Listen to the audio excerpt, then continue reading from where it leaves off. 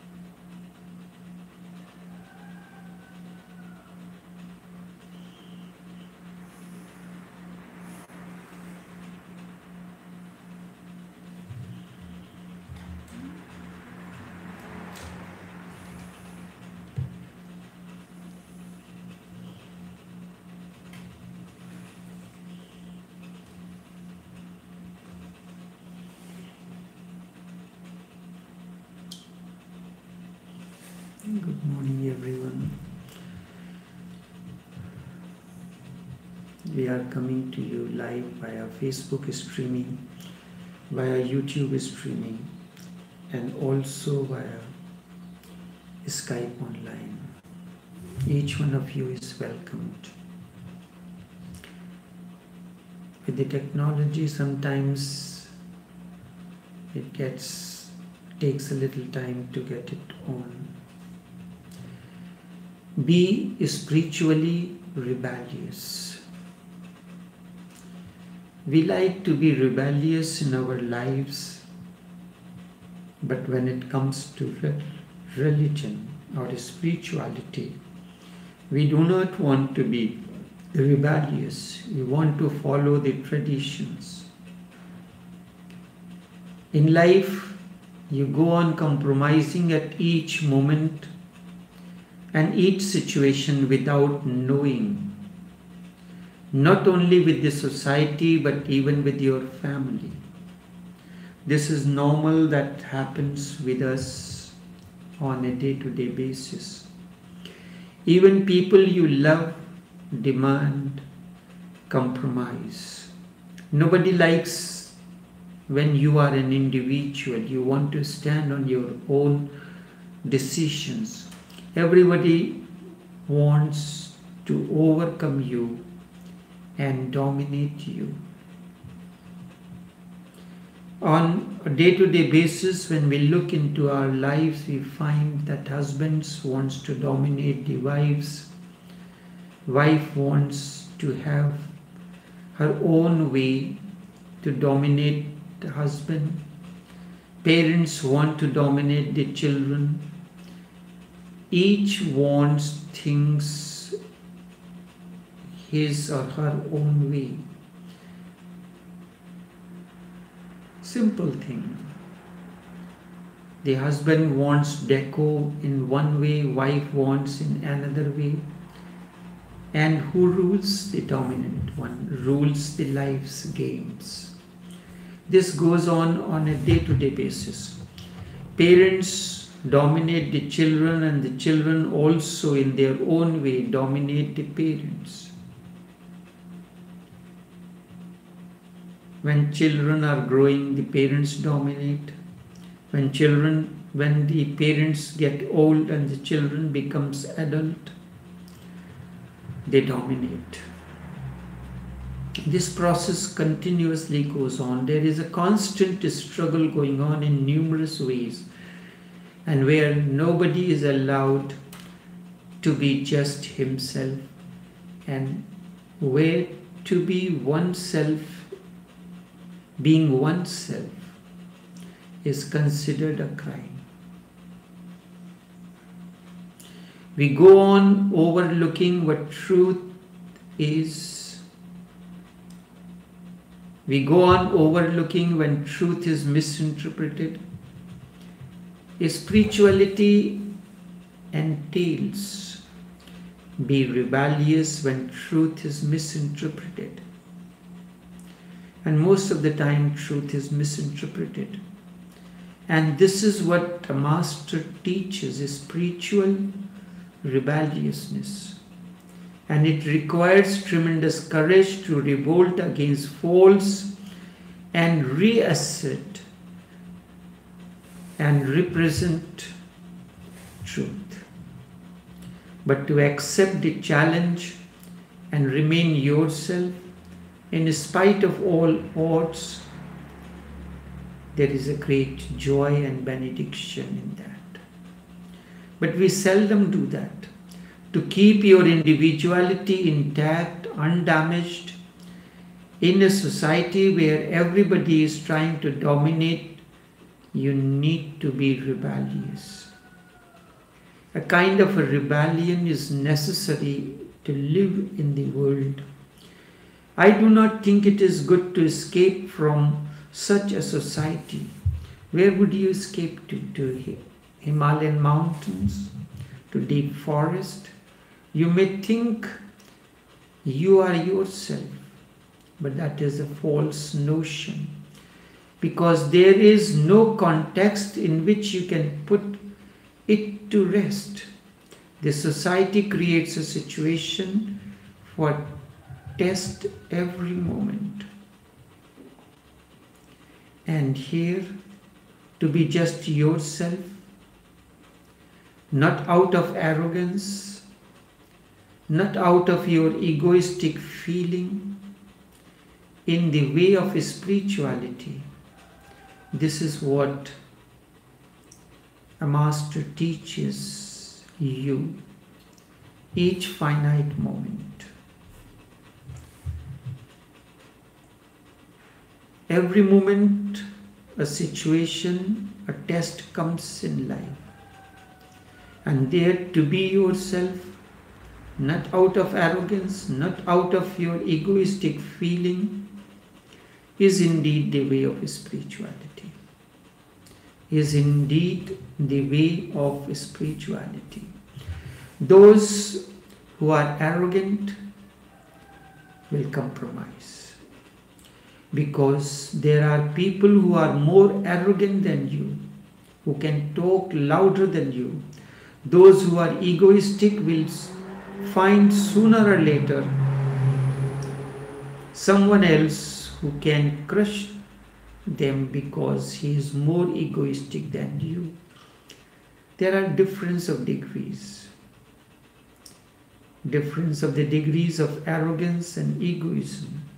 There are different kinds of powers. People slowly and slowly learn not to stand erect, but they start crawling on the ground. In this society, to remain erect, to be yourself without arrogance, without ego, instead just out of your own inner silence, harmony, awareness, and inner explosion of bliss is not only a tremendous experience, but an experiment of Buddhas. In this society, to remain erect and yourself without any kind of arrogance, ego, just out of your silence, awareness, and inner explosion of bliss is not only a tremendous experience, instead it is an experiment of Buddhas. I have lived life the way I wanted.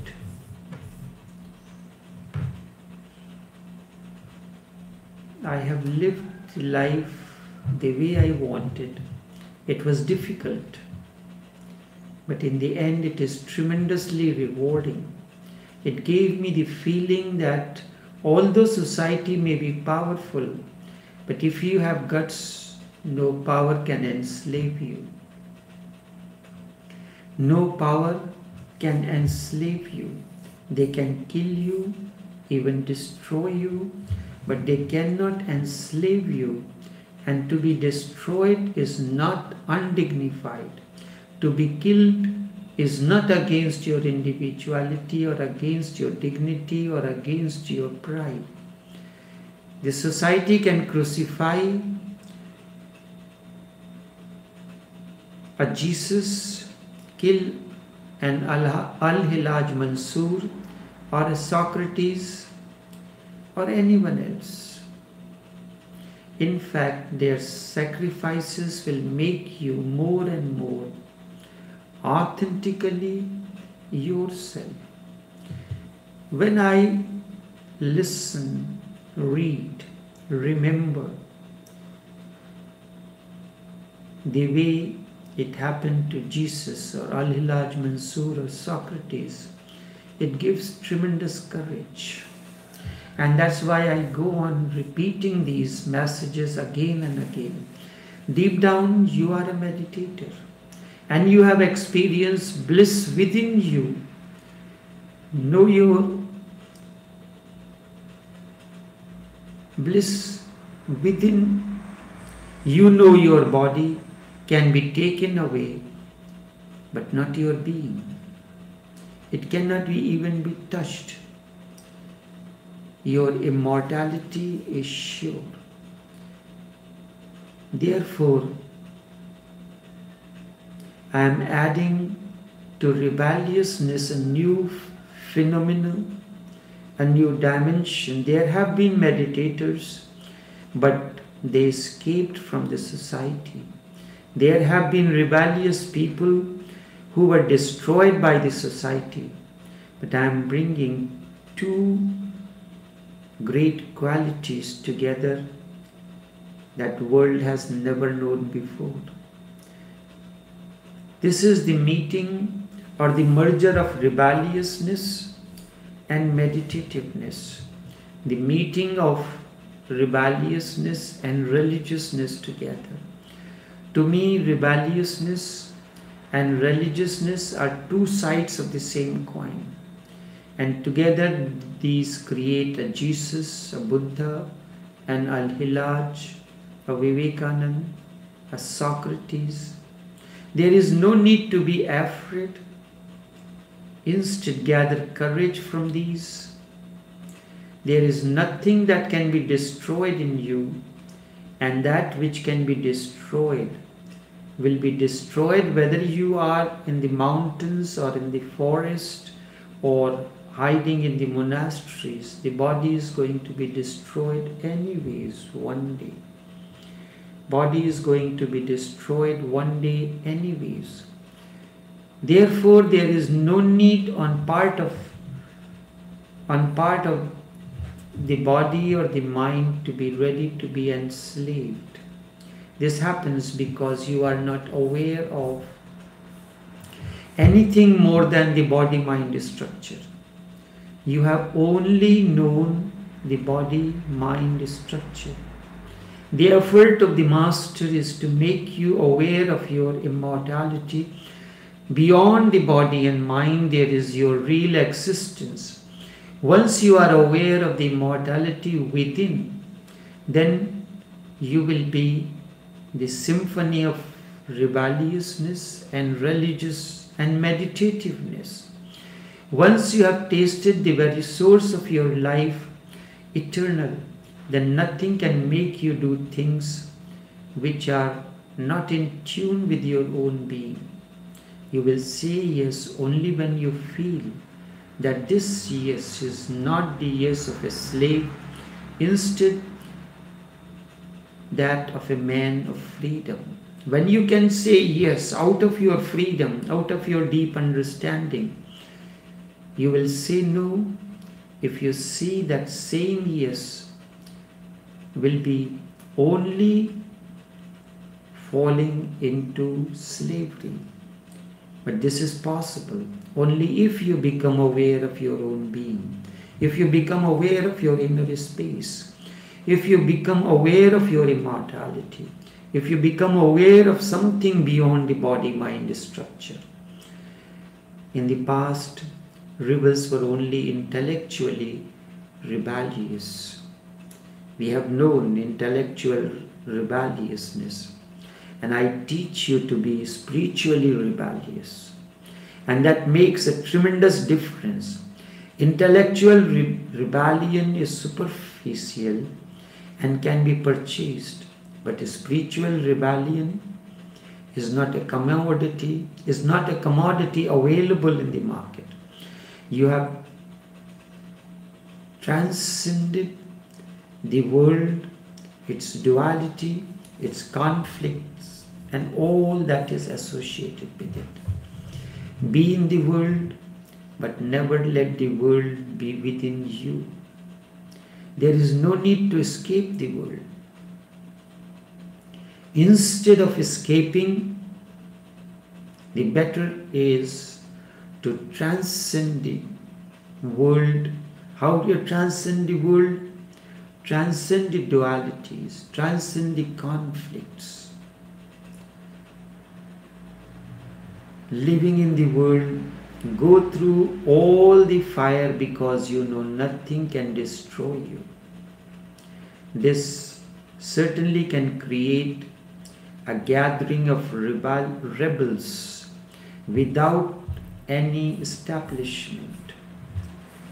And if any functional kind of mechanism is needed, there is no problem in it. Where there are so many people, sometimes something functional will be needed.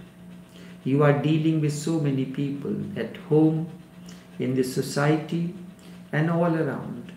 So where there are so many people, something functional will be needed, but remember, it is functional. It does not give you any status. The prime ministership or the presidentship of a country is nothing more than a functional entities. Indeed, they have a utility, but they do not have any status as far as innerness or spirituality is concerned. If you have experienced your inner space, if you have experienced your harmony within, then it is a different matter. Real status comes only when you realize your own innerness, not by sitting on a golden throne. If people bow down to you, remember they are bowing down to the throne, not to you. Tomorrow someone else may be there. Yesterday there was someone else, and people were bowing down. When people bow down to you because of your innerness, when they respect because of your inner harmony, when they respect you for your own understanding, then that is a different thing. And this is what I call spiritual rebelliousness. Develop that inner space within, discover that inner space, discover the harmony within. Then you have a totally different kind of life, and this is spiritual rebelliousness. Real status will come then when you have realized your innerness, not otherwise. Only this much for this morning. Until tomorrow, take care and do have a pleasant day.